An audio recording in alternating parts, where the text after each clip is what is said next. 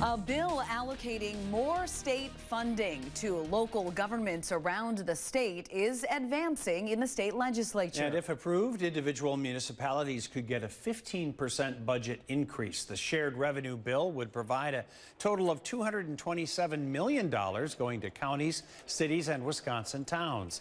The Republican bill only allows local governments to use the money for police, fire departments, EMS, public works, and transportation.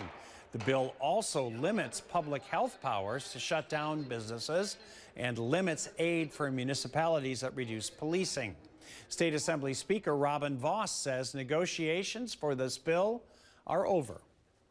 We are done negotiating.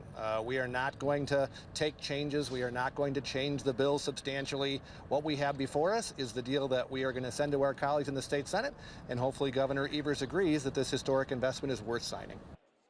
Democratic Governor Evers previously stated he would veto this bill with its stipulations, but today says he's optimistic about bipartisan negotiations leading to a resolution.